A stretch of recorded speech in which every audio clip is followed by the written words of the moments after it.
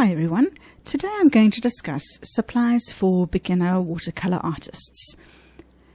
With regards to the sketching phase of your painting, you'll need to sketch your painting out first in most cases.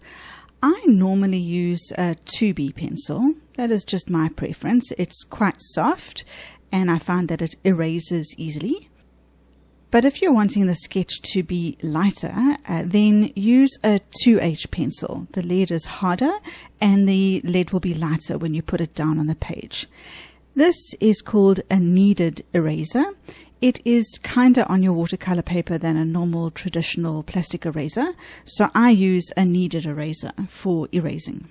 Then as far as paintbrushes are concerned, there are so many different shapes and sizes of paintbrushes. It's easy to get overwhelmed as a beginner.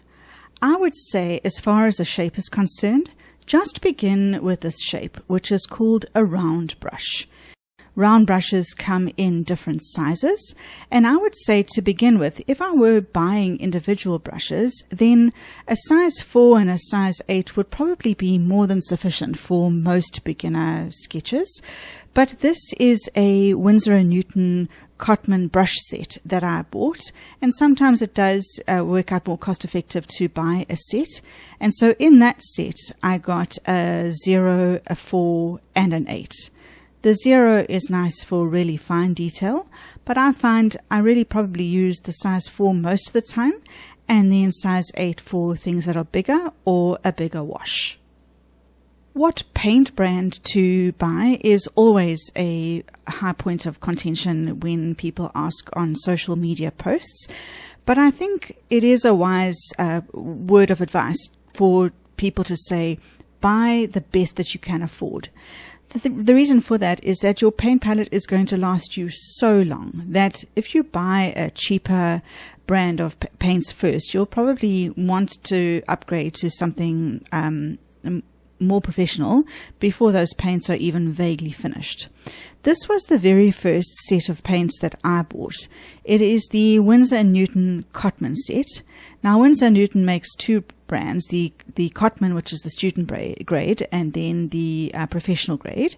So this is their student grade paint, and as far as student grade paints is concerned, it is excellent quality. When I bought it, it had 12 colors in it, so I have added in additional colors since then. When I bought it, just the top row was filled with 12 colors, and that was more than enough to begin and probably lasted me for the first couple of months. And then I started trading with friends, buying additional colors, and added more to my palette. But you can see this palette, I haven't added any colors to or any additional top-ups to the colors that were already here. These smaller ones were gifts from friends, so they were just samples, but all of the originals, I can see that they're still at least 50% full, even though I used this for a couple of months before I upgraded to something more professional. I've got an entire video on the different brands of watercolors, their price points, pros and cons, and so on. So I will link that video to the different brands of watercolors in the description box below this video. You will also need a water spray bottle of some kind, because before you work with your watercolors, you're always going to spray them with water. If they are dried in the palette like this, you will spray them with water to activate them before you paint. So whatever little bottle that you can find, fill it with water, and it's always going to be on hand. The next thing that you will have to invest in on your watercolor journey is paper. You get all sorts of different brands of paper, and I will link an extensive video on all your brands and price points of watercolor paper if you have a look in the description box below. But my choice is always going to be 100% cotton paper, because it's just a more pleasant experience to paint on cotton than it is on cellulose paper. But cellulose paper is also fine to work with if you're doing small little exercises or something like that. But you will see here, this pad here says that it is 100% cotton and a weighting of 300 GSM. So that means 300 grams per square meter. Your normal printer paper is 80 GSM, so watercolor paper is a lot thicker than that. This is quite a cheaper brand of watercolor paper. I do find it a little bit not quite as absorbent as some of the others, but it is still a perfectly good brand to start with. If you follow my tutorials, you will see that I use Baohong paper almost exclusively.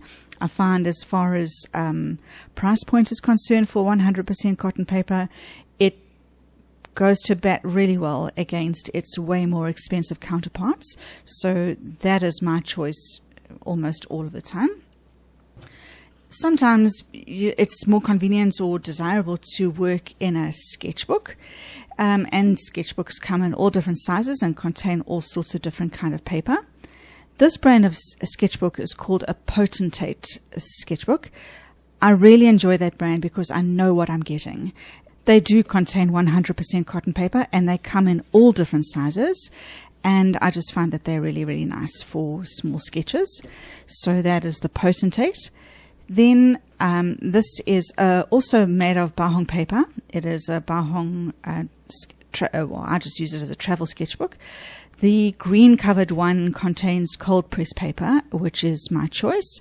And so I really enjoy the format of these Baohong books for travel sketching. I find that, whatever I'm traveling and sketching in fits in nicely on the page. So I do use these quite a lot for traveling and going on holiday. You're going to need a palette for mixing your colors. There is space in the lid of your watercolor palette to mix some colors, but I find the space is not enough and I'm always looking for more. This is a plastic mixing palette. I do find when mixing in plastic that the watercolor does bead up a little bit and it's difficult to see what you're mixing. The longer you use a plastic palette, the more sort of tacky it becomes and it beads less, and it's useful for traveling. So that goes into my backpack if I'm going traveling for sure. But this is what I would use in the studio. It's made of porcelain, and the color mixes far better on these and spreads out nicely that you can see what it is that you're mixing with.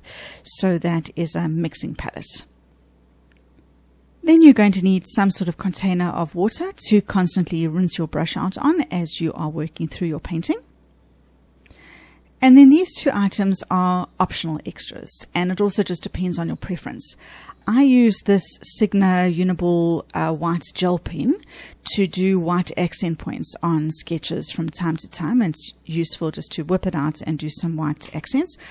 I've got a video on how to add white accents to your paintings, which I will put in the description box below if you'd like to see a full video on all of the different things that you can use to do white accents on your painting.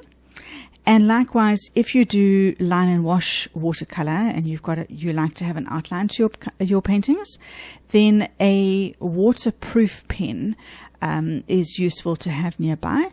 This is a Pigma Micron black liner pen, and it is a size 05. And so they come in multiple sizes, but I think that the 05 size is the most versatile. Another brand of watercolor that I feel really does need a mention for beginners is Mungyo.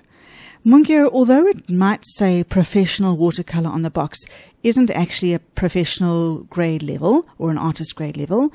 It still is a student grade paint, but it really has got a lovely creamy consistency and is so easy to activate when it is moistened with water. This here is a 24 color set. You can also get them in 12s and 48s, and I think even a 6 as well, if I'm not mistaken. But these paints, you spray them down with your water and they are immediately creamy and easily activated. And it depends on where you are, but they might actually be better priced than the Winsor & Newton Cotman. So that's why I thought I just needed to mention them. So if I could go back in time and talk to me on the very first day that I was going shopping for my watercolor supplies, this is what I would tell myself to go and buy as I went into the store. I would get the very best quality student grade paints that I could find, or a smaller set of a professional grade brand. So I would say go and get yourself a Winsor & Newton Cotman set of 12 colors, some round brushes, definitely a size 4 and an 8, or a set of 3 if I could afford it, a mixing palette, a spray bottle, and I would have gone for this Potentate 100% cotton sketchbook.